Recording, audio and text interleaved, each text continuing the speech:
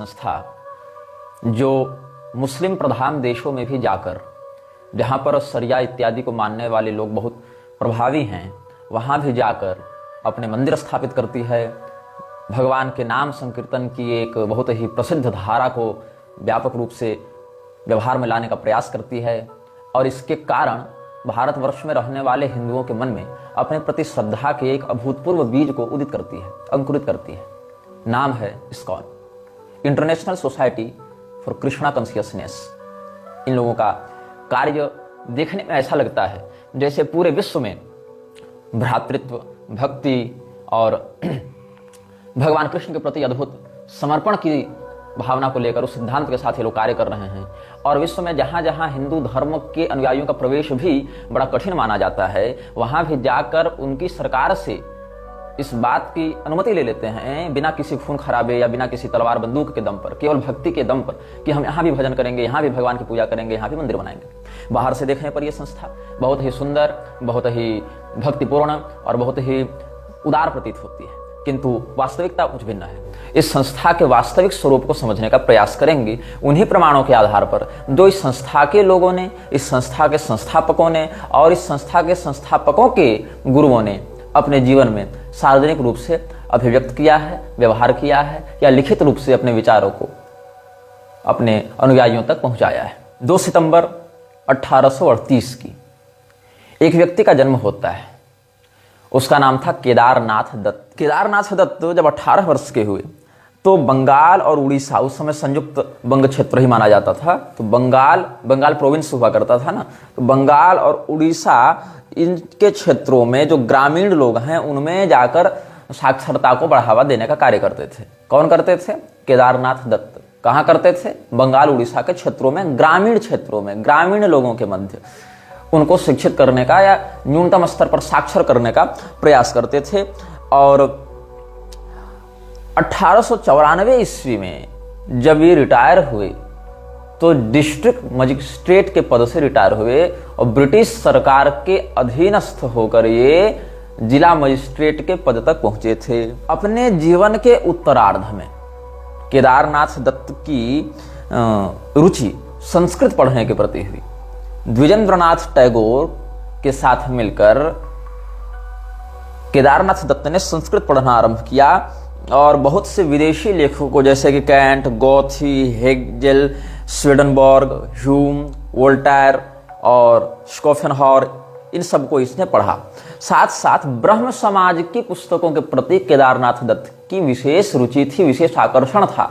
और ब्रह्म समाज एक प्रकार का सूडो हिंदुइज्म का संगठन था जो अंग्रेजों के एक बड़े ही चहेते कार्यकर्ता राजा राम मोहन राय, जो कि सनातन धर्म के विरुद्ध जाकर बहुत से कार्यों को ईसाइयत को बढ़ावा देते हुए करने के लिए कुख्यात रहा और सरकार ने जिसे समाज सुधारक के नाम से बताना आरंभ किया था, उसके द्वारा स्थापित ब्रह्म समाज में सनातन धर्म की मूलभूत सिद्धांतों की दुर्गति स्पष्ट देखने को मिलती है। और ब्रह्म समाज के ही पुस्तकों के प्रति केदारनाथ दत्त की रुचि बढ़ने लगी थी।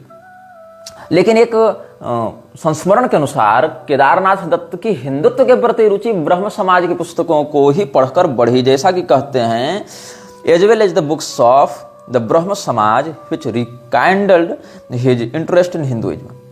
अब केदारनाथ चूंकि जिला मजिस्ट्रेट के पद पर रहा अपने जीवन के कार्यकारी अंतिम दिनों में, और उससे पहले भी अंग्रेजी राज के अधिकारियों के साथ अच्छे संबंध इसके रहे, तो यहाँ पर इसकी दोस्ती होती है चार्ल्स डॉल से।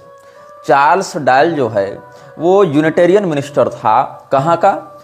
American Unitarian Association of Boston.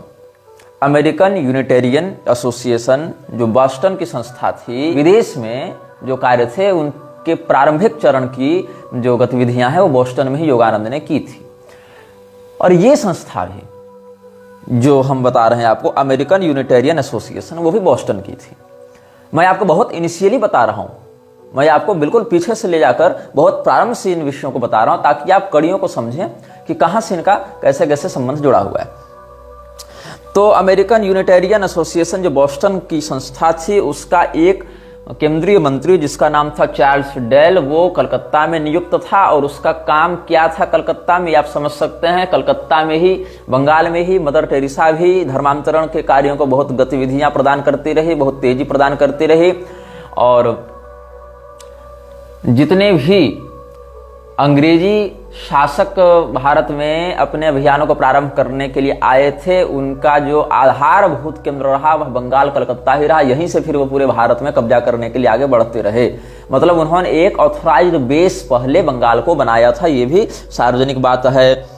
तो इसने क्या किया, जो चार्ल्स डायल था उसने अपनी संस्था के बैनर के तले एक अभियान चलाया, हम बंगालियों को शिक्षित करेंगे, बंगालियों को पढ़ाएंगे लिखाएंगे। अब कोई मिशनरी संस्था भारत में आकर अगर कुछ पढ़ा रही है तो निश्चित बात यह है कि वो भारतीय मूल्यों के मार्गदर्शन में या भारतीय मूल्यों के मापदंड के अनुसार तो नहीं पढ़ा रही है। कोई मिशनरी संस्था भारत में आकर मैं तुमको शिक्षित करूंगा ऐसा दावा कर रही है कोई संस्था, तो फिर वह जान लीजिए कि वो क्या पढ़ाएगी और उसके पढ़ाए गए लोगों की मानसिकता कैसी होगी। तो ये जो यूनिटेरियन मिनिस्टर था, ये अपनी संस्था के ईसाइयत के प्रचार के लिए कलकत्ता में नियुक्त था।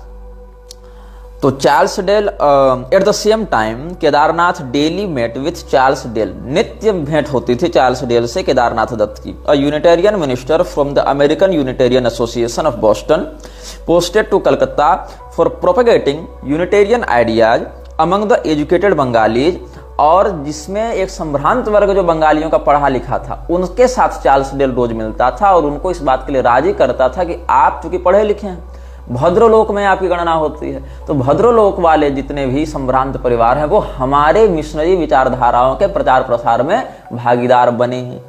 ध्यान दीजिएगा इस बात पर। हम बंगालियों को शिक्षित करेंगे प्रथम पक्ष, और जो बंगाली पहले से पढ़े लिखे हैं उनको अपने संगठन में सम्मिलित करके उनके संभ्रांत प्रतिष्ठा का प्रयोग करके हम उनके माध्यम से अपने विचारों को प्रसारित करवाएंगे।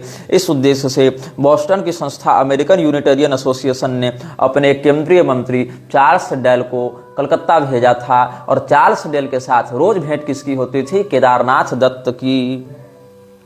और केदारनाथ दत्त ने चार्ल्स डेल के ही गाइडेंस पर बाइबल इत्यादि का भी अध्ययन किया, और जो यूनिटेरियन एसोसिएशन के जो लेखक इत्यादि थे उनके साहित्य को भी खूब पढ़ा, और उसके बाद कुरान इत्यादि का भी बहुत गहरा अध्ययन किया था इसने। Under Dale's guidance Kedarnath studied the Bible and the Unitarian writings of Channing, Emerson, Parker and others while developing a fascination for the liberalism of Unitarian religious teachings. The young Kedarnath also studied the Quran.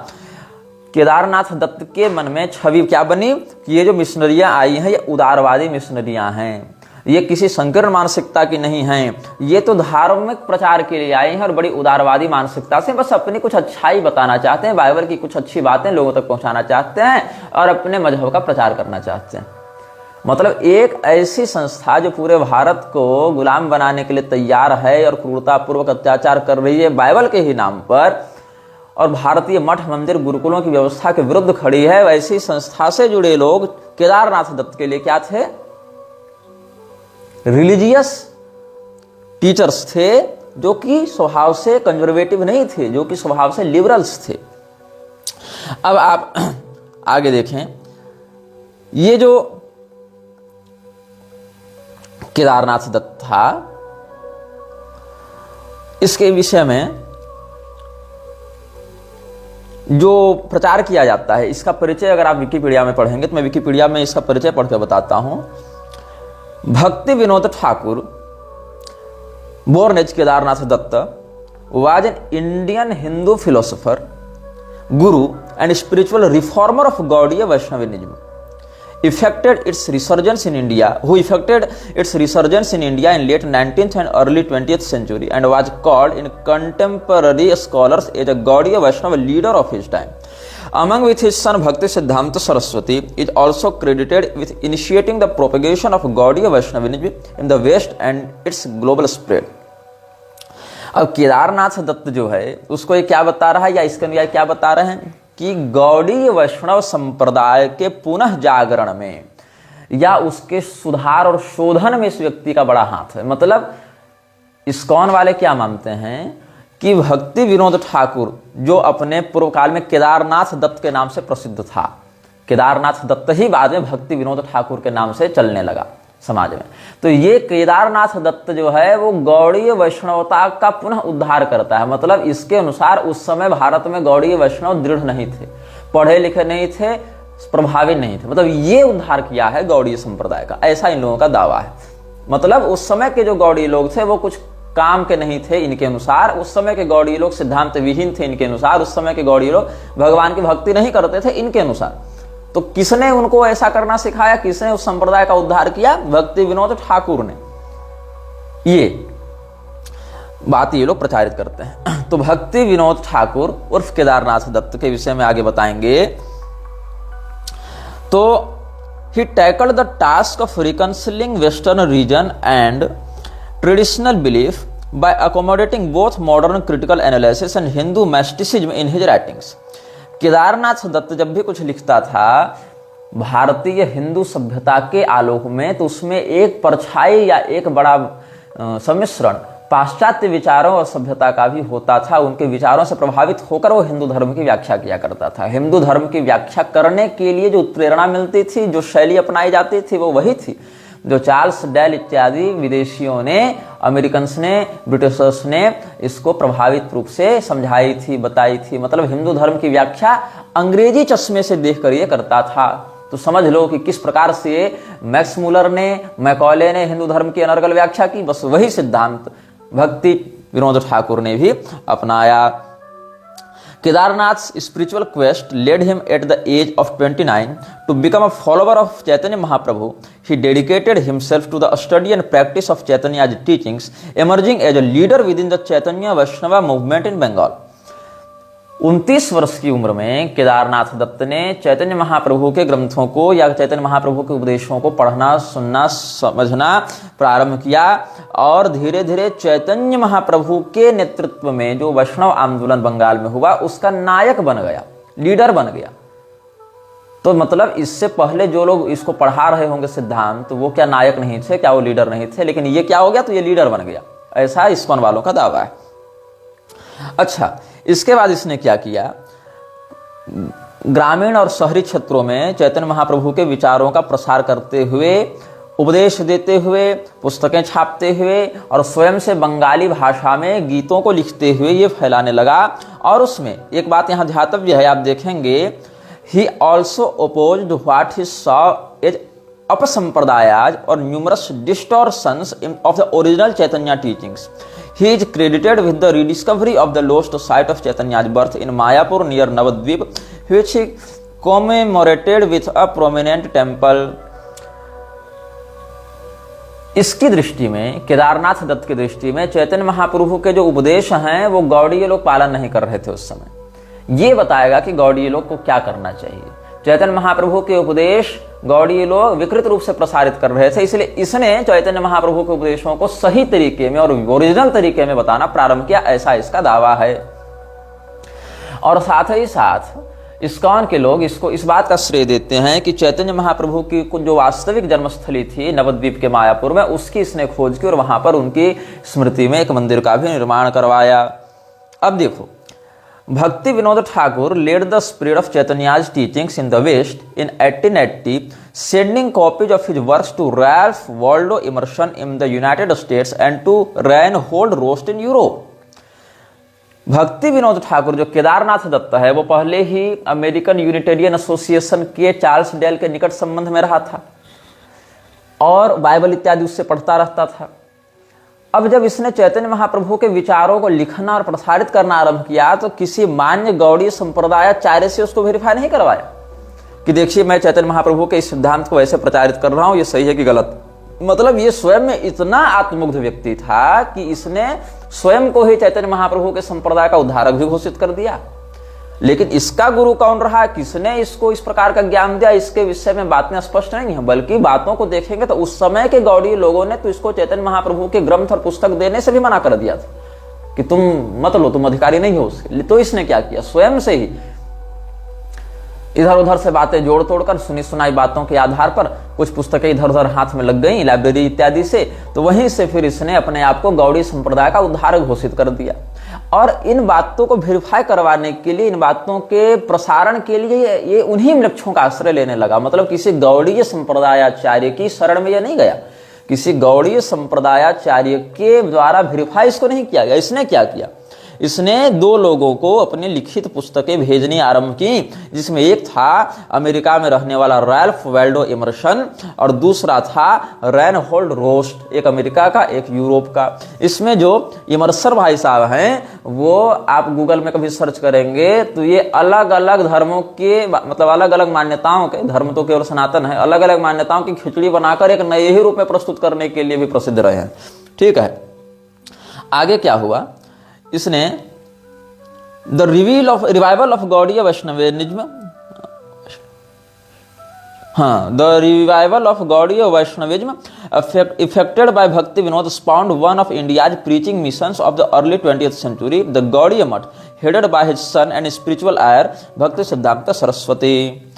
Gaudiya वैष्णवता के पुनः जागरण का स्वयं को श्रेय देते हुए जब इसने देखा कि गौड़ीय संप्रदाय वाले तो हमको मान्यता नहीं दे रहे, गौड़ीय संप्रदाय वाले हमको महत्व नहीं दे रहे, तो इसने क्या किया, इसने एक एनजीओ बनाया और उस एनजीओ का नाम रख लिया गौड़ीय मठ। नाम ही रख लिया गौड़ीय मठ। तो जो गौड़ीय मठ है ना, वो गौड़ीय संप्रदाय नहीं है।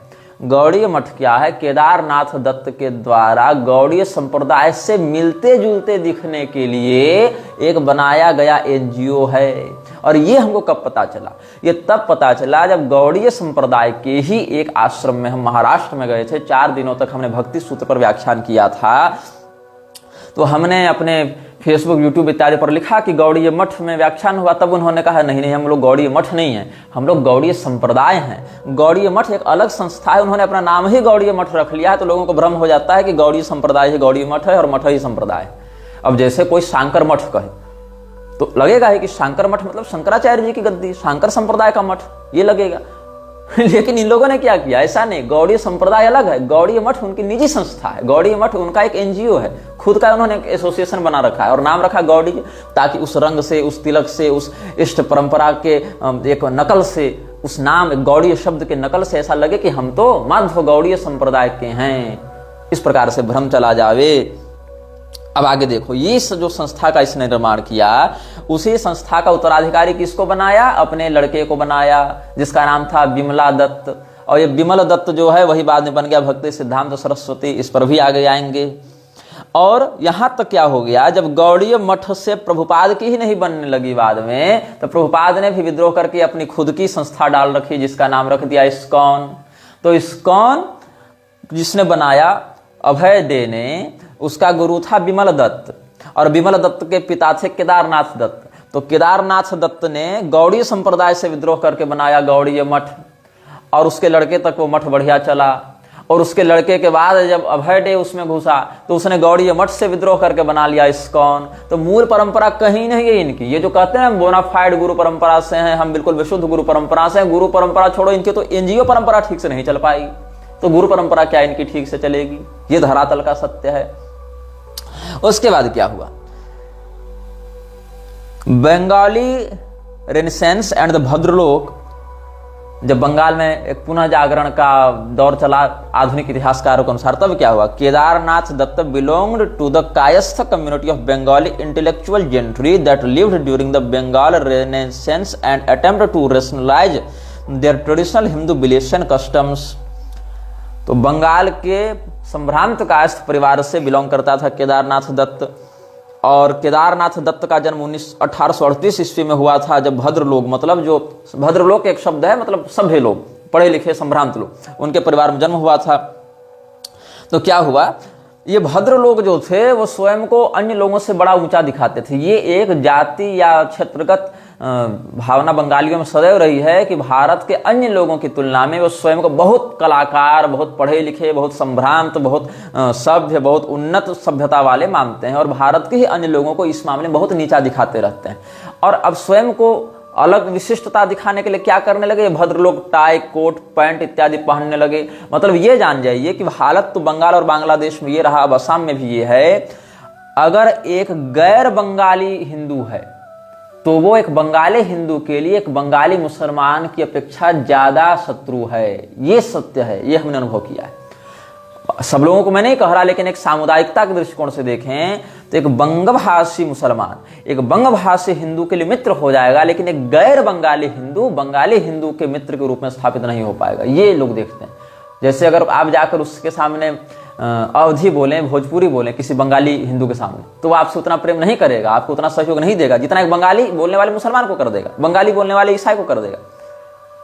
ये भावना हमने नोटिस की और बहुत लोगों ने ये भावना भी नोटिस की होगी। सब लोग को तो मैं नहीं कहता ऐसा, कुछ तो अच्छे हैं ही, लेकिन एक व्यापकता ऐसी देखने को मिलती है। तो ये क्या हुए, भद्रलोक क्या करने लगे? The bhadralok refers to the gentle और respectable people was a class of Bengali Hindus who served the British administration in occupations requiring western education and proficiency in English and other languages। इन्होंने अंग्रेजों के साथ बड़ी सुंदर साठगांठ की, अंग्रेजी भाषा सीखने लगे, अंग्रेजी परिधान पहनने लगे, अंग्रेजी खान पान करने लगे और अंग्रेजों की सेवा में बड़ा सहयोग देने लगे, ब्रिटिश एडमिनिस्ट्रेशन में अच्छे पदों पर पहुंचने लगे।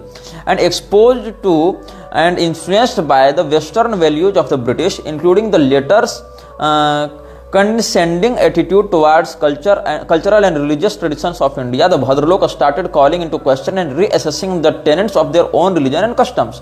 लेकिन बाद में जब अंग्रेजियत कुछ अधिक हावी होने लगी और बंगालीपना कम होने लगा, तब इन लोगों ने कहा हमको अपना संस्कार, अपनी सभ्यता, अपनी संस्कृति भी ध्यान में रखनी पड़ेगी।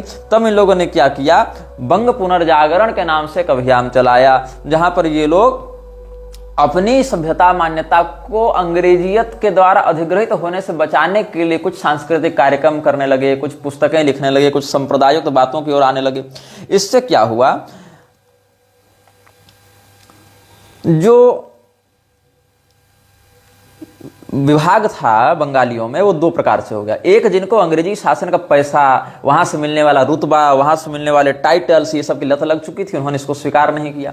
और दूसरे, जो लोग अंग्रेजी शासन के विरुद्ध आंदोलन इत्यादि करने के पक्षधर थे कि अंग्रेजियत तो हमको जितना फायदा दे रही है उससे अधिक क्षति पहुंचा रही है, वो लोग दूर होने लगे। तो इसमें एक दरार पड़ने लगी, भद्रलोक के दोनों छोरों में एक दरार पड़ने लगी और इस दरार को पाटने के लिए किसी एक ऐसे व्यक्ति का या समुदाय का उदित होना आवश्यक था जो अपनी बंगाली संस्कृति पर गर्व करते हुए अंग्रेजों के मध्य अपना इन्फ्लुएंस बढ़ाए। बाद में क्या हुआ कि जब इनका परिवार आर्थिक संकट में घिरा था तो ये सब माइग्रेट कर गए थे ऊला की ओर। वहां से फिर ये अपने नाना के घर चले गए थे, ईश्वर चंद्र मुस्तफी के पास चले गए थे, जो एक उदारवादी जमींदार रहे अपने समय में, ऐसी भी बातें कही जाती हैं।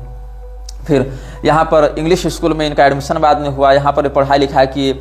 आगे बहुत कुछ बंगाल में जब फेमाइन्स आए, महामारी, अकाल इत्यादि पड़े तो इनका घर परिवार इधर उधर भटकता ही रहा, एक जगह टिक कर नहीं रह पाए। ये सब होते होते आगे आप देखेंगे तो जो कि पिता और माता दोनों पक्ष से सब बड़े बड़े जमींदार रहे थे, लेकिन अकाल के कारण, बार बार माइग्रेशन के कारण इनकी जो संपत्ति थी वो समाप्त होती गई। ये सब बातें, और बहुत ज़्यादा कर्ज हो गया था इनके जीवन में, बहुत ज़्यादा इनका परिवार कर्ज में डूबा हुआ था। ये सब हुआ और इन लोगों को ये he felt unconvinced by conventional explanations and started doubting the reality of many Hindu gods and goddesses worshipped in Hindu temples, village temples. एक समय केदारनाथ दत्त नास्तिक भी हो गए, क्योंकि बंगाल में इतने उपद्रव होते थे, इतने अकाल पड़ते थे, इतनी महामारियां होती थीं और अंग्रेजी शासन के द्वारा उनके ऊपर और अत्याचार किए जाते थे। विश्व युद्ध से अधिक भीषण तो बंगाल का अकाल पड़ गया लोगों के लिए, और उस समय भी अंग्रेजी शासन अनाज छीन छीन कर विदेश भेजती रही, और विदेश में पहले भारत का अनाज भेजा गया, फिर भारत में वापस अनाज लाने के लिए कैसे नालायकों ने सौदे कर रखे, इसके विषय में भी हम आगे के अनुभागों में आप सबों को बताएंगे, सप्रमाण बताएंगे। तो जितने भी लोग गांव में देवी देवताओं की पूजा करते थे, उनके प्रति केदारनाथ का विश्वास डिगने लगा। मतलब ये कोई पहले से श्रद्धालु व्यक्ति नहीं था, ये अपने जीवन में नास्तिकता को भी अनुभव कर चुका था और मिशनरियों के प्रभाव में भी रह चुका था। और सोचो कि जो व्यक्ति अपने जीवन में नास्तिक रह चुका हो, जो व्यक्ति अपने जीवन में ईसाइयत के पूर्ण प्रभाव में रह चुका हो, जो व्यक्ति अपनी लिखी हुई पुस्तकों को वेरीफाई करने के लिए अंग्रेजों और अमेरिकन के पास ही भेजता रहा हो, ऐसा व्यक्ति स्वयं को चैतन्य महाप्रभु के संप्रदाय का उद्धारक बता रहा है, गौड़ीय वैष्णवता का एक आचार्य बता रहा है, समझ रहे हो तुम इस बात को? उड़ान मच्छर भर के नहीं है, और नाम रखना है अपने आप का गरुड़, सुपर्ण वैनतेय। अब क्या हुआ, ये सब धीरे धीरे जब निराशा, नास्तिकता ये सब होने लगी, तो एक बूढ़ी महिला उसको मिली, बोले सुनो तुम राम राम पहले भजन करो, तब तुम्हारी कुछ बुद्धि सुधरेगी। तो एक बूढ़ी महिला के निर्देश पर ये राम राम राम राम जपने लगा, और धीरे धीरे फिर कलकत्ता पहुंचा। कलकत्ता में यूरोपी तौर तरीके, जीवन इत्यादि को इसने देखा, और फिर अपनी पढ़ाई लिखाई छोड़कर पहले इसने अपने नाना की संपत्ति को बचाने का प्रयास किया। फिर 1852 ईस्वी में फिर उला छोड़कर ये कलकत्ता फिर आया। अपने काशी प्रसाद घोष जो वहाँ पर एक पत्रकार, ये अखबार के संपादक थे, उनके यहाँ आकर कुछ दिन नौकरी की, कुछ दिन वहाँ रहे। उसके बाद काशी प्रसाद घोष के यहाँ 1858 ईस्वी तक 5-6 साल ये रहा, और फिर धीरे धीरे ये वेस्टर्न फिलोसॉफिकल और पोएटिक पॉलिटिकल चीज़ों में इंटरेस्ट रखने लगा। अब इसके बाद क्या हुआ, एक हिंदू चैरिटेबल इंस्टीट्यूट था, 1852 से 56 के मध्य उसने वहाँ पढ़ाई लिखाई की कुछ, और ईश्वर चंद्र विद्यासागर इत्यादि के संपर्क में भी आया। These external events as well as the internal conflict between morality and need moved Kedarnath towards introspection in search for a more appealing concept of God as accepted in Christianity and Vaishnavism. यहाँ ध्यान देना, क्रिश्चियनिटी के साथ ये लोग Hinduism को नहीं रखते हैं, कभी नहीं। क्रिश्चियनिटी के सापेक्ष वैष्णवता को रखते हैं, और ये कहता है कि जो ईश्वर का सिद्धांत ईसाइयत में है और जो ईश्वर का सिद्धांत वैष्णवता में है, दोनों एक है, इसलिए दोनों को जोड़कर ये लोग देखते हैं। तो इसने सोचा कि हम ईश्वर की एक व्यापक परिभाषा खोजें, ऐसी परिभाषा जो ईसाइयत से भी मिलती हो और वैष्णवता से भी मिलती हो, ऐसी एक खोज में गया। तो क्या हुआ, इसने marking this period of his life was Kedarnath's interest in Gaudiya Vaishnavism and particularly in the persona and teachings of Chaitanya Mahaprabhu. अब इसका ईसाइयत वाला भाग तो पुष्ट था, क्योंकि चार्ल्स डेल ने इसको खूब बाइबल पढ़वाई थी। अब इसको अपने आपको ईसाई कहने में तो शर्म आ रही थी, क्योंकि यहाँ से सामाजिक विरोध प्राप्त हो जाएगा कि ये तो ईसाई बन गया। तो इसको अपने लिए वैष्णवता का कोई ठप्पा लगाना आवश्यक लगने लगा। और वैष्णवता कहाँ बंगाल में खोजे, तो गौड़ीय संप्रदाय ही इसको मिला। तो सोचा कि गौड़ीय संप्रदाय में हम घुसपैठ करते हैं, उस समय इसने सोचा, और चैतन्य महाप्रभु के व्यक्तित्व और उपदेश की आड़ में फिर हम अपना काम करते हैं। तो Kedarnath tried to acquire a copy of Chaitanya Charitamrita and the Bhagavata Purana principal scriptures for Gaudiya Vaishnavas but failed. क्या हुआ, गौड़ीय वैष्णव के मध्य जाकर इसने प्रयास किया कि हम भागवत महापुराण प्राप्त करें और चैतन्य चरितामृत प्राप्त करें, क्योंकि यही दोनों पुस्तकें गौड़ीय वैष्णवों के सिद्धांत के आधारभूत रूप में स्थापित थी। लेकिन बट फेल्ड, लेकिन गौड़ीय संप्रदाय के उस समय वैष्णवों ने इसको न भागवत महापुराण ही दी, न चैतन्य चरितामृत ही दिया। कुछ तो कारण रहा होगा। तब इसने क्या किया, however his interest in Chaitanya's teaching, an example of love for Krishna, the personal form of God, coupled with Chaitanya's grace and ethical integrity, became the decisive theme of his life and mission. लेकिन जब इसको चैतन्य चरितामृत और भागवत पुराण नहीं मिले, तब कथित तौर पर इसका प्रेम कृष्ण भगवान के लिए और बढ़ गया। अच्छा प्रेम इतना बढ़ा कि इसने बाद में जो पुस्तकें लिखी उसको इमर्सन इत्यादि के पास भेजता रहा, अमेरिका यूरोप भेजता रहा, यहाँ नहीं भेजता रहा। चार्ल्स डेल वहां से अमेरिका से आकर इसको पढ़ाता है, फिर यहाँ से गौड़ीय संप्रदाय के पुस्तकों को लेने का प्रयास करता है, असफल रहने पर इधर उधर से जुगाड़ करता है और वहां से बातें लिखकर वहीं वापस भेजता है, जैसे कोई एजेंट काम करके अपनी रिपोर्ट को हेडक्वार्टर भेजता है, उसी तरीके से। अब क्या हुआ, इन February 1866 Kedarnath Datta received with a friend's help a position with the registrar's office as a special deputy registrar of assurances with powers of a deputy magistrate and deputy collector। 1866 में अचानक से इसको एक ऐसा पद मिलता है अपने एक दोस्त की मदद से। यहाँ नोटिस करने वाली बात है, इस दोस्त का नाम यहाँ पर स्पष्ट नहीं किया गया है, पता नहीं इसका कौन सा दोस्त था और पता नहीं वो अंग्रेजी शासन में किस हैसियत में था। लेकिन अचानक से जीवन में भटकते भटकते इसको एक डिस्ट्रिक्ट मजिस्ट्रेट के अधिकारों से युक्त पद प्राप्त हो जाता है, वो भी हिंदू होकर, भारतीय होकर, अंग्रेजी शासन में। आज के समाज में ऐसा संभव नहीं है। उस समय के समाज में अंग्रेजी शासन में किस प्रकार के संबंध इसके अंग्रेजों से थे कि अमेरिकी एक एजेंट आता है यहाँ मिशनरी प्रचार करने के लिए, वो इसको बाइबल पढ़ाता है। गौड़ीय वैष्णव संप्रदाय के पुस्तकें ये प्राप्त करने में जब गौड़ियों के द्वारा मना कर दिया जाता है, तब इधर उधर से जुगाड़ करके कुछ लिख लिख कर ये भेजता है अंग्रेजों के पास, विदेश भेजता है, अमेरिकन के पास भेजता है, और फिर इसको यहाँ पर डिस्ट्रिक्ट मजिस्ट्रेट बना दिया जाता है, वैसे अधिकार दे दिए जाते हैं। कहाँ का, सारण जिला छपरा, वहां पर ये बन गया, डिस्ट्रिक्ट मजिस्ट्रेट का अधिकार इसको प्राप्त हो गया और 6ठे रैंक के अधिकारी से अपनी सिविल सर्विसेज की सेवा में ये दूसरे स्तर तक पहुंच गया। During the next 28 years Kedarnath rose through the ranks of civil services from 6th grade to 2nd grade, which entailed authority.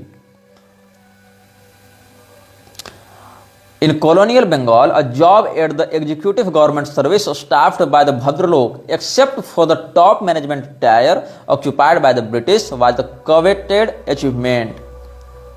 देखो, अंग्रेजी शासन में मुख्य सत्ताधारी के अतिरिक्त नीचे भद्रलोक को बहुत नौकरियां दी जाती थी, यही सब काम को प्रसारित करने के लिए। तो इसने जब प्रचार किया कथित रूप से गौड़ीय वैष्णवता का, तो कैसा किया? भक्ति विनोद, मतलब जो केदारनाथ दत्त है, adapted his message to the western mind by borrowing popular Christian expressions such as universal fraternity, cultivation of the spirit, preach and church and deliberately using them in a Hindu context. समझ रहे हो, ये हिंदू धर्म की परिभाषा को व्यक्त करने के लिए, हिंदू धर्म के सिद्धांतों को प्रसारित करने की आड़ में क्या करता था? Bhakti Vinoda adapted his message to the western mind by borrowing popular Christian expressions such a universal fraternity, cultivation of the spirit, the holy father और सन एंड होली स्पिरिट कहते हैं ना, father in the heaven and the his son and the holy spirit, ये सब, preach and church and deliberately using them in a Hindu context, ये रहस्य चल रहा है। तो इसी केदारनाथ दत्त ने स्थापना की थी गौड़ीय मठ की। अब क्या हुआ? इसका एक लड़का था जिसका नाम था बिमला प्रसाद दत्त। बिमला प्रसाद दत्त जब पैदा हुआ था तो उसकी जो नाल थी, बच्चे की जो नाल होती है ना, वो बाएं कंधे से दाएं कंधे की, दाएं पसली की ओर लिपटी हुई थी। तो इन लोगों ने बड़ी सुंदर उसकी एक कहानी गढ़ दी कि ये तो कोई अवतार लगते हैं जो साक्षात जनेऊ पहनकर पैदा हुए हैं। ये देखो, मतलब बच्चा अगर जन्म ले रहा है, उसकी नाल जो है वो ऐसे लिपटी हुई शरीर में, कहीं भी लिपट सकती है। तो इन्होंने क्या कह दिया कि मेरा बेटा तो साक्षात अवतार है और ये जनेऊ पहनकर पैदा हुआ, इसलिए आचार्य होगा। जबकि ये लोग कायस्थ थे, ब्राह्मण नहीं थे, लेकिन इसने क्या कह दिया कि ये तो आचार्य होगा, क्योंकि इसको स्थापित भी तो करना था ना इस रूप में स्वयं को। तो क्या हुआ, जो सड़ गोस्वामी की बात आती है उसके विषय में बाद में आएंगे। पहले हम भक्ति सिद्धांत सरस्वती की बात करते हैं, उर्फ बिमला प्रसाद दत्त। तो भक्ति सिद्धांत सरस्वती का जन्म हुआ था 6 फरवरी 1874 को और 1 जनवरी 1937 को ये मरा। Born Bimala Prasad Datta was an Indian Gaudiya Vaishnava Hindu guru, acharya and revivalist in early 20th century India. To his followers, he was known as Srila Prabhupada, an honorific also later extended to his disciple Abhay Charan Arvind Bhakti Vedanta Swami Prabhupada. Srila Prabhupada के नाम से इसी की प्रसिद्धि हुई थी। किसकी? भक्ति सिद्धांत सरस्वती की।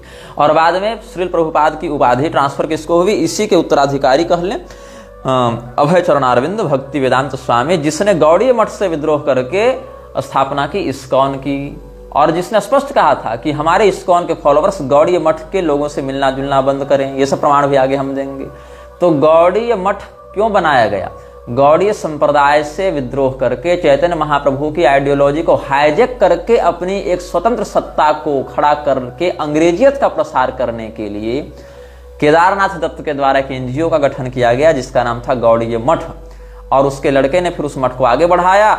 लेकिन जो एसी है अभय चरणारविंद, अभय डे, उसने फिर गौड़ीय मठ से भी विद्रोह करके, मतलब एक नकली से एक दूसरी नकली ब्रांच निकाल ली, जिसको कह दिया इस्कॉन, और कह दिया ये तो असली गुरु परंपरा है हमारी। गुरु परंपरा छोड़ो, यहां तो एनजीओ इनकी असली नहीं टिक पाई। तो क्या हुआ, 1918 में इसने अपना नाम, जो बिमला प्रसाद दत्त है, उसने अपना नाम रखा भक्ति सिद्धांत सरस्वती। अब सरस्वती क्या है? सरस्वती एक योगपट्ट है। योगपट्ट मतलब 10 प्रकार की उपाधियां शंकराचार्य जी के संप्रदाय में वेदानुसार मान्य हैं। गिरि, पुरी, भारती, वन, अरण्य, तीर्थ, आश्रम, पर्वत, सागर और गिरि है, गिरि पर्वत सागर, और इधर तीर्थ, आश्रम, अरण्य, वन, गिरि, पुरी, भारती, ये सब 10 उपाधियां होती हैं। इसमें सरस्वती, गिरि पहले बोल दिया ना, हाँ, तो गिरि, पुरी, भारती, सरस्वती, वन, अरण्य, तीर्थ, पर्वत, सागर, आश्रम, ऐसे करके 10 उपाधियां होती हैं। तो इसमें जो सरस्वती उपाधि है उसके 2 भेद होते हैं। शक्ति संगम तंत्र में जहां पर 10 नामियों की परंपरा का वर्णन है, वहां पर कहते हैं कि आनंद सरस्वती देवी तथा इंद्राक्ष सरस्वती। सरस्वती में 2 भेद होते हैं, एक आनंद सरस्वती और एक इंद्र सरस्वती।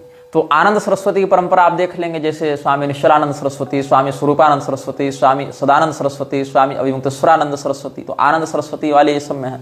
और इंद्र सरस्वती की परंपरा केवल कांची और उससे जुड़े सन्यासियों में प्राप्त होती है, जहां पर जयेंद्र सरस्वती, स्वामी चंद्रशेखरेंद्र सरस्वती, स्वामी विजयेंद्र सरस्वती, ये सब, स्वामी सदाशिवेंद्र सरस्वती, ये सब हैं। एक अभी स्वामी मृगेंद्र सरस्वती ब्रह्मलीन हुए, कांची की परंपरा के थे। तो इंद्र सरस्वती और आनंद सरस्वती, ये 2 प्रकार के सरस्वती नामक सन्यासियों की बात शास्त्र वर्णित करते हैं, जिसमें इंद्र सरस्वती की परंपरा कांची में है और श्रृंगेरी इत्यादि की प्रधानता से अन्य पीठों में फिर आनंद सरस्वती की परंपरा बढ़ी है।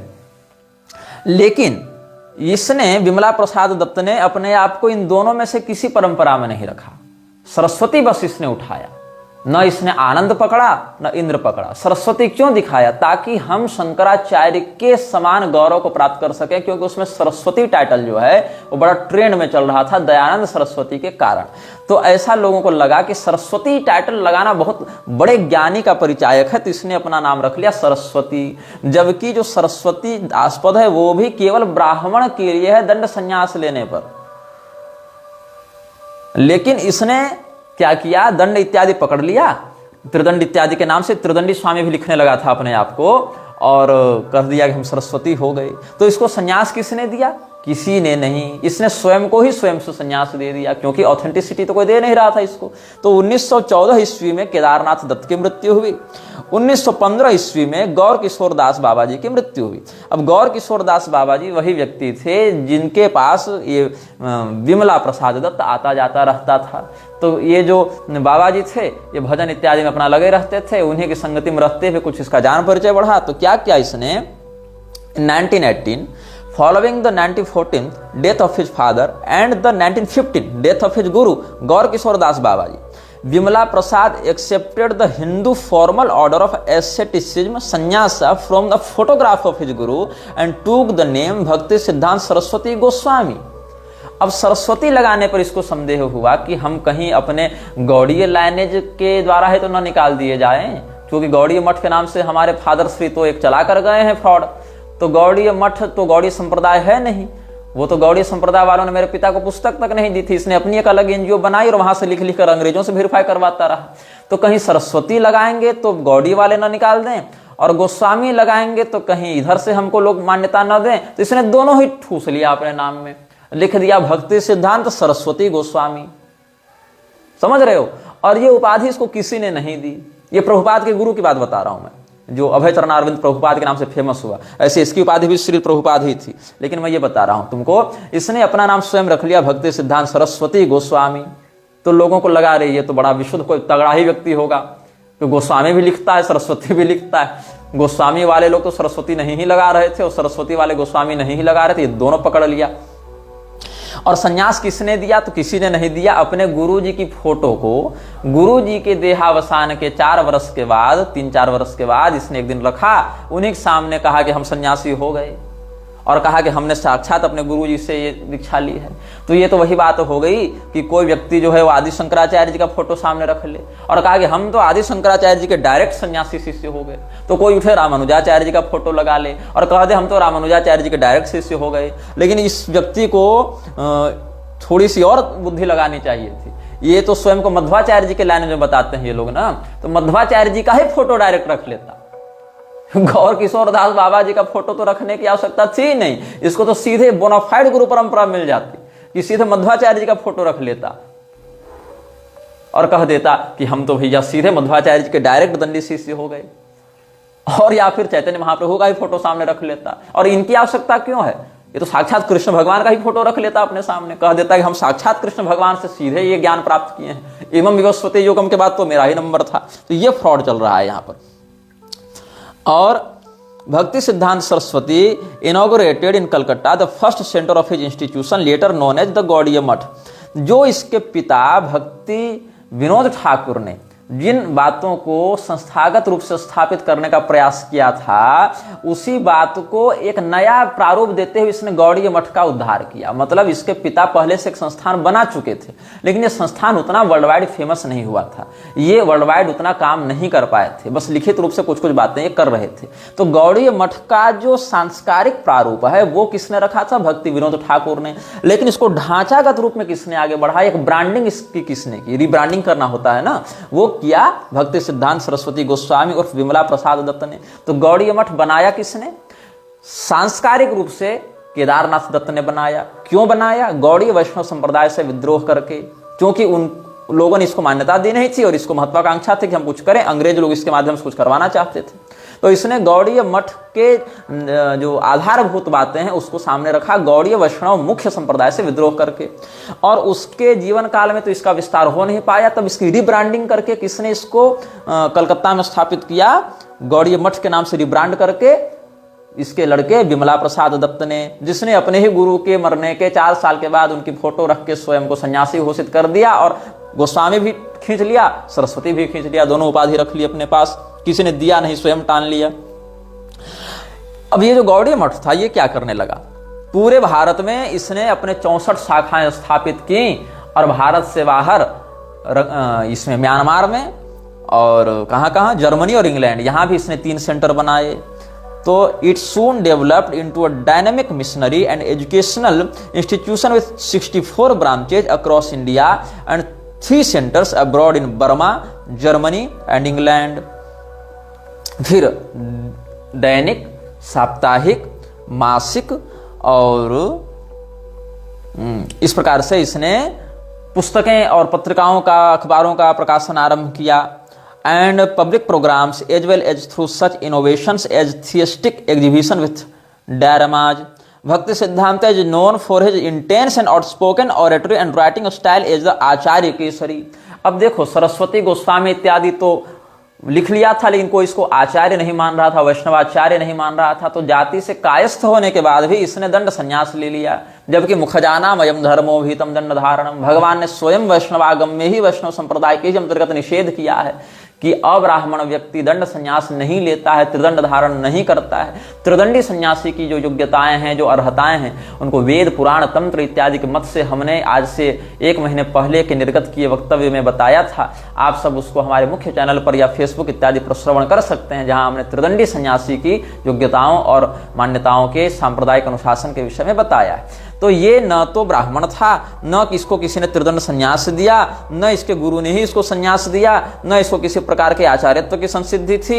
इसने क्या किया? जब हमारे पिता स्वयं को गौड़ीय वैष्णव से विद्रोह करके स्थापित कर सकते तो हम क्यों नहीं? इसने स्वयं अपने गुरु के फोटो के सामने संन्यास भी ले लिया, इसने स्वयं अपने गुरु के फोटो के सामने दंड भी पकड़ लिया, इसने स्वयं अपने गुरु के फोटो के सामने अपने आप को सरस्वती और गोस्वामी भी कह दिया, और जब कुछ नहीं मिला तो अपने नाम के आगे ये लगाने लगा आचार्य केसरी। मतलब हम आचार्य नहीं, आचार्यों के मध्य हम सिंह हैं। मतलब आचार्याणाम केसरी, आचार्यों के मध्य आचार्येषु केसरी इव भाति स आचार्य केसरी ही। आचार्यों के मध्य जो सिंह के समान बैठे वह आचार्य केसरी होता है। वो सिंह बैठता है सिंहासन पर, तो इसने अपना सिंहासन इत्यादि भी गढ़वा रखा था। सब बातें होगी, उसको व्यासपीठ इत्यादि भी कहा करता था। तो क्या किया इसने? Bhakti Siddhanta opposed the non dualistic interpretations of Hinduism और Advaita that has emerged as the prevalent strand of Hindu thought in India, seeking to establish traditional personalist Krishna Bhakti as its fulfillment and higher synthesis. इसने सबसे पहला काम किया अद्वैत का खंडन, क्योंकि अद्वैत का खंडन करने से सीधे सीधे उन लोगों के सहानुभूति और श्रद्धा का पात्र बन जाता जो पहले से अद्वैत के विरुद्ध खड़े थे, जैसे कि मध्व संप्रदाय के लोग। तो अब ये शंकराचार्य के संप्रदाय में तो आ नहीं सकता था, समर्थन तो करते बनता नहीं। ऊपर से गौड़ीय परंपरा को इसने अपनाया था, तो इसने सोचा कि कैसे भी करके हम सीधे अद्वैत वालों से अगर टकराएंगे तो उन लोगों के हम चहेते बन जाएंगे जो पहले से अद्वैत के विरोध में खड़े हैं। जैसे गुरुचरण दास को कोई जानता पहचानता था नहीं, लेकिन मेरे विरुद्ध 2-4 वक्तव्य देने के बाद रामभद्राचार्य ये सबसे उठना बैठना हो गया, क्योंकि निग्रहाचार्य के विरुद्ध में खड़ा हो गया व्यक्ति। तो उसके बाद लोगों को लगा रहे ये भी तो पहले से निग्रहाचार्य से जो टकरा रहे थे, वो लोग इसको हाथों हाथ प्रसिद्ध करने लग गए। ये सब बातें हो गई। तो यहां भी यही इसने किया। Eight the same time through lecturing and writing. अब देखो, अद्वैत की ही केवल बात नहीं, अगर केवल द्वैत और अद्वैत की ही बात करें तो द्वैतवादी आचार्यों ने भी वर्णाश्रम धर्म की निंदा नहीं की है, स्मृत्युक्त कर्तव्यों की निंदा नहीं की है। स्मार्त मतलब स्मृति के आधार पर चलने वाले, स्रोत मतलब श्रुति के आधार पर चलने वाले, तो जो स्मार्त परंपरा के लोग हैं वो भी द्वैतवादियों में पाए जाते हैं। ऐसा नहीं कि मध्वाचार्य जी ने स्मृतियों का अप्रामाण्य कह दिया हो या स्मृतियों के विरुद्ध चले गए हो, ऐसा नहीं है। अद्वैत और द्वैत दोनों ही शाखाओं के आचार्यों ने अपने भाष्यों में, अपने उपदेशों में कम से कम वर्णाश्रम धर्म की और स्मृत्युक्त सदाचार की तो मान्यता रखी है और उसका समर्थन किया है। लेकिन इसने अद्वैत का खंडन करने के साथ साथ स्मार्तों का भी खंडन करना आरंभ किया। भगवत भक्ति की याड में इसने स्मार्तों का भी खंडन किया, जबकि स्मृति स्वयं भगवान की वाणी है। श्रुति स्मृति ममैवाग्य यस्त उल्लंघ्य वर्तते आज्ञा भंगी मम द्वेषी मद्भक्तोपि न वैष्णव। भगवान स्वयं कहते हैं कि मेरी आज्ञा है वेद और स्मृति, और इन आज्ञाओं का उल्लंघन करने वाला व्यक्ति मेरा भक्त नहीं है, वैष्णव नहीं है। ये भगवान स्वयं कहते हैं। लेकिन स्वयं को भक्ति सिद्धांत नाम देने वाले इस व्यक्ति ने क्या किया, स्मृति का ही खंडन करना आरंभ किया। और क्या कहते हैं, और चूंकि ये ब्राह्मण था नहीं स्वयं और इसने त्रिदंड संन्यास ले रखा था, इसके कारण इसका जो पारंपरिक विद्वान थे उन्होंने बड़ा विरोध किया। तब इसने क्या किया, ब्राह्मणों के विरुद्ध लेखन प्रारंभ किया, स्मृतियों के विरुद्ध लेखन प्रारंभ किया, वर्णाश्रम के विरुद्ध लेखन प्रारंभ किया। तो क्या हो गया, अंत में Bhakti Siddhanta Saraswati Prabhupada targeted both the castes of Smarta Brahmins, hereditary priests and sensualised practices of numerous Gaudiya Vaishnavism spin-offs, branding them as asampradayas. अब जब गौड़ीय संप्रदाय के लोगों ने भी इसका विरोध करना आरंभ किया तो कहा नहीं, तुम लोग नकली हो, हम असली हैं, तुम लोग अपसंप्रदाय हो, हम असली संप्रदाय हैं, हम चैतन्य महाप्रभु के असली ये ओरिजिनल अनुयायी हैं। और कहता क्या है कि sensualised practices of numerous Gaudiya Vaishnavism spin-offs, branding them as apasampradayas, deviations from the original Gaudiya Vaishnavism taught in the 16th century by Chaitanya Mahaprabhu and his close successors. अब देखो, चैतन्य महाप्रभु स्वयं ब्राह्मणों का विरोध करते थे क्या? चैतन्य महाप्रभु स्वयं ब्राह्मणों के विरुद्ध कोई या स्मृतियुक्त कर्तव्य के विरुद्ध जाते थे क्या? ऐसी बात नहीं है। चैतन्य महाप्रभु अपने पिता का विधिवत श्राद्ध करते थे, अपने पिता के श्राद्ध में ब्राह्मणों का विधिवत सत्कार किया करते थे। और चैतन्य महाप्रभु विप्रद्रोही नहीं थे। लेकिन ये जो भक्ति सिद्धांत था, जो विमल प्रसाद दत्त था, इसने अपने गुरु के मरने के 4 साल के बाद उनके फोटो के सामने स्वयं को दीक्षा भी दे दी और क्या कह दिया कि हम तो ब्राह्मणों को नहीं मानेंगे, हम इनकी परंपरा को नहीं मानेंगे, असली वैष्णव तो हम हैं, असली गौड़ी हम हैं। जबकि आप श्री चैतन्य मंगल में देखेंगे तो क्या कहते हैं चैतन्य महाप्रभु के पिताजी के परलोक गमन के समय कि मायेर कांदना देखे बापेर मरणे, कांदे सचीर सुत अझोर नयने, गजमतिहार ये न गांथिल सुताय, नयाने गैले जल विशाल ही आय, भक्त गणे इष्ट गणे हाहाकार करे, प्रभुर कांदनाय कांदे सकल संसारे। चैतन्य महाप्रभु अपने पिताजी की मृत्यु पर जो विलाप कर रहे हैं उसका वर्णन है। तो सृष्टि नष्ट हय प्रभु तोमार क्रंदने, नारी गणे प्रबोध करिल सची देवी, गोरा चांदेर मुख देखी सब पास रिबी। गौरचंद्र भी नाम था ना, अनंत संहिता में श्री कृष्ण चंद्र जो चैतन्य महाप्रभु उनके गौरचंद्र इत्यादि भी नाम वर्णित हैं। कृष्ण चैतन्य गौरांगौ गौरचंद्र सची सुतः, प्रभुर गौर हरिर नामानि भक्तिदानी में अनंत संहिता में चैतन्य महाप्रभु के नाम वर्णित हैं। ये चैतन्य महाप्रभु भगवान श्री कृष्ण के सत्यावेशावतार के अंतर्गत मान्य होते हैं। और श्री चैतन्य महाप्रभु ने कोई बहुत बड़े बड़े मठ और ये सब परंपराएं नहीं स्थापित की थी, केवल भगवत भक्ति का ही उपदेश देकर लोक कल्याण का उन्होंने सदाचार पूर्वक श्रुति स्मृति से अविरुद्ध भाव से ही वर्णन किया है। इतना ही उनका कार्य रहा कि हम अपने भगवत भजन के दम पर व्यक्ति को समस्त कर्तव्यों का फल प्रदान करते हुए उनको भगवान से जोड़ दें। अन्यथा शरणम नास्ति त्वमेव शरणम मम, इसी भाव से उन्होंने शिक्षाष्टक इत्यादि में भी अपनी बातें कही हैं। तो चैतन्य महाप्रभु का नाम सचीसुत या गौरचंद्र इत्यादि भी है। वही सब बातें श्री श्री चैतन्य मंगल में कह रहे हैं। तो क्या हुआ यहां पर, आपने सुधीर प्रभु सब संवरिया, काल यथोचित कर्म करिल सत्क्रिया, तबे वेद विधि मते ये छिल उचित, करिल बापेर कर्म कुटुंब बेष्टित, पितृभक्त प्रभु तबे पितृयज्ञ कैल। पितृयज्ञ मतलब क्या, श्राद्ध इत्यादि को पितृयज्ञ कहते हैं।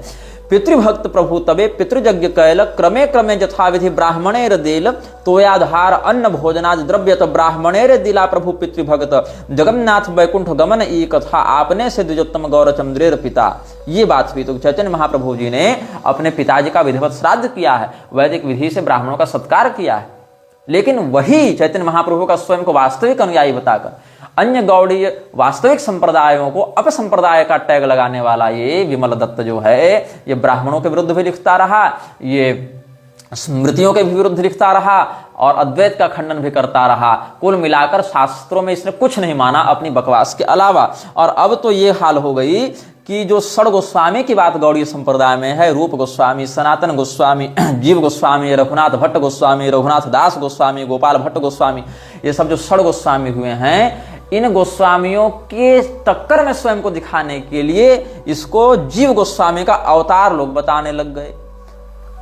अपने चेलों से इसने ऐसा प्रपंच फैलवाया कि ये प्रभुपाद तो जीव गोस्वामी का अवतार बन गया। और इसी के तुलना में इसके चेले अभय चरणारविंद प्रभुपाद वर्जन 2.0 को भी लोग षड गोस्वामी में से किसी एक का अवतार किंवा सप्तम गोस्वामी की उपाधि भी देने लग गए।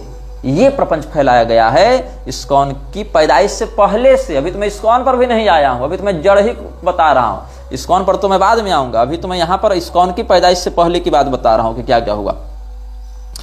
तो ये ऐसा तो प्रपंच किसका रहा, विमल प्रसाद दत्त का, जो बाद में बन गया भक्त सिद्धांत Saraswati. However, after the demise of Srila Prabhupada in 1937, the Gaudiya Math became tangled by intense dissent and the United Mission in India was effectively fragmented. क्या हो गया, जब ये विमल प्रसाद दत्त उर्फ श्रील प्रभुपाद उर्फ भक्ति सिद्धांत गोस्वामी सरस्वती पता नहीं क्या किया 1937 में मर गया, तब इसके द्वारा स्थापित जो एनजीओ थी गौड़ीय मठ वो बिखरने लगी, टूटने लगी। और बाद में प्रभुपाद ने गौड़ीय मठ के लोगों से मिलने जुलने से भी मना किया है अपने चेलों को, इस पर भी हम आएंगे। अपने ही गुरु के द्वारा स्थापित संगठन के विरुद्ध जाकर प्रभुपाद सेकंड ने अपना एक इस्कॉन खड़ा किया और इस्कॉन के लोगों को कहा कि तुम गौड़ी मठ वाले लोगों से मत मिलो, वो सब निशाचर हो गए, राक्षस हो गए हैं वो लोग। तो क्या हुआ, और ये जो पूरा का पूरा अभियान था वो खत्म हो गया इसका। तो over decades the movement regained it's momentum. In 1966 it's offshoot the international society for Krishna consciousness ISKCON was founded by भक्ति सिद्धांता डिसिपल एसी भक्ति वेदांत स्वामी Prabhupada in New York City and spearheaded the spirit of Gaudiya Vaishnava teachings and practice globally. Prabhupada's branch of Gaudiya Vaishnavism presently counts over 5 lakh adherents worldwide, with its public profile far exceeding the size of its constituency. तो निमाय चंद गोस्वामी के जो शिष्य रहे गौर किशोर दास बाबा, उनकी मृत्यु के 4 साल के बाद गौड़ीय मठ को फिर से रिब्रांड करते हुए भक्ति सिद्धांत सरस्वती गोस्वामी की उपाधि अपने से ग्रहण कर ली। किसने, विमल प्रसाद दत्त ने। और उसके 1937 में मरने के और लगभग 30 साल के बाद 1966 ईस्वी में जाकर इस्कॉन की स्थापना न्यूयॉर्क में जाकर किसने की, उसी के चेले प्रभुपाद सेकंड ने जो है अभय डे। तो क्या हुआ, on 27 1918 before leaving for Calcutta, Bhakti Siddhanta Saraswati resolved to become the first sannyasi of Gaudiya Vaishnavism post Chaitanya Mahaprabhu period, starting a new Gaudiya Vaishnava monastic order. देखो ये अलग लेवल फ्रॉड चल रहा है। चैतन्य महाप्रभु के बाद उस परंपरा में डायरेक्ट इकलौता सन्यासी कौन हुआ, कथित रूप से भक्ति सिद्धांत सरस्वती। जब 27 मार्च 1918 ईस्वी को इसने संन्यास लिया तो क्या कहा गया, मतलब चैतन्य महाप्रभु की परंपरा में चैतन्य महाप्रभु के बाद फिर कोई दूसरा सन्यासी नहीं हुआ। अच्छा, चैतन्य महाप्रभु भी किसी फोटो के सामने स्वयं को संन्यास नहीं दे दिए थे, उन्होंने भी केशव भारती स्वामी से संन्यास की दीक्षा विधिवत ग्रहण की थी, जो कि एक शांकर परंपरा के सन्यासी थे। यद्यपि ईश्वरपुरी इत्यादि से भी उन्होंने मंत्र ग्रहण किया था, इसीलिए मध्वाचार्य जी के भी संप्रदाय में उनका नाम आ जाता है और शंकराचार्य के संप्रदाय में भी आ जाता है, जबकि दोनों एक दूसरे के विरुद्ध चलने वाली मत पर आते हैं, एक द्वैत एक अद्वैत। अस्तु, इस पर हम बाद में चर्चा करेंगे जब वो प्रसंग आएगा तब। तो यहां पर क्या है, ये लोग ये दावा करते हैं अपने से डंडा उठाकर अपने से अपना नाम सरस्वती गोस्वामी धर के, वो भी गुरुजी फोटो के सामने इसने संन्यास ले लिया। और क्या कहता है कि चैतन्य महाप्रभु के बाद डायरेक्ट हम ही उस परंपरा में सन्यासी हुए हैं। और तुम लोग सब नकली हो, तुम लोग अपसंप्रदाय हो। ये इसने बकवास कर रखी थी। और क्या हो गया, on 27 March 1918 before living for Calcutta, Bhakti Siddhanta Saraswati resolve to become the first sannyasi of Gaudiya Vaishnavism post Chaitanya Mahaprabhu period और starting a new Gaudiya Vaishnava monastic order. Original नहीं है, new Gaudiya Vaishnava monastic order इसने बनाया। ये बोनाफाइड गुरु परंपरा में नहीं है, खुद से एक एनजीओ खड़ी की, खुद से एक फोटो के सामने अपने आप को दीक्षा दी और अपने आप को सन्यासी कह दिया, और शंकराचार्य परंपरा से ले लिया सरस्वती और उधर से ले लिया गोस्वामी, और स्वयं को कह दिया कि चैतन्य महाप्रभु की परंपरा में, उनके बाद डायरेक्ट हम ही सन्यासी हो गए। ये फ्रॉड चल रहा है इस मत में, देख लो। और क्या कहता है, क्यों ऐसा किया भैया तुमने? तो क्योंकि कोई गौड़ीय वैष्णव सन्यासी था ही नहीं जो मुझे दीक्षा दे, इसलिए हमने डायरेक्ट खुद को सन्यासी बना लिया। तो क्या कहते हैं, since there was no other Gaudiya Vaishnava sannyasi to initiate him into the renounce order, he controversially set down before the picture of Gaur Kishore Das Baba ji and conferred the sannyasa upon himself. From that day on he adopted both the dress and the life of a Vaishnava renunciant with the name of Bhakti Siddhanta Saraswati Goswami. ये बात हो गई। तो ISKCON की पैदाइश से पहले से ये सब फ्रॉड चलते आ रहा है। पूरी की पूरी फ्रॉड लाइनेज पर ही इस्कॉन का सारा पाखंड टिका हुआ है। इस प्रकार से हमने आप सबों को सप्रमाण सारी बातें बताई हैं, और हमारे द्वारा कही गई बातों को आप कभी भी ऑथेंटिक सोर्सेज से, जो कि बहुत सारे डॉक्यूमेंट्स आर्काइव में मिल जाएंगे, बहुत से वीडियोज मिल जाएंगे आपको, बहुत से लेख मिल जाएंगे, बहुत से पारंपरिक खंडन मंडन की बातें आपको सार्वजनिक रूप से मिल जाएंगी, उनसे आप क्रॉस वेरीफाई भी कर सकते हैं। आगे के अनुभागों में फिर हम कई अनुभागों तक इस्कॉन के द्वारा किए जा रहे धार्मिक षड्यंत्र, और यहां तक कि इस्कॉन व्यापक नरसंहार की भी तैयारी कैसे करने के लिए अग्रसर है, ये सब में हम आपको बताएंगे आगे के अनुभागों में। यह वीडियो जल्द ही हटा दिया जा सकता है, कृपया थर्ड पार्टी ऐप्स का उपयोग करके डाउनलोड करें। आप इस वीडियो को अपने चैनल पर फिर से अपलोड भी कर सकते हैं।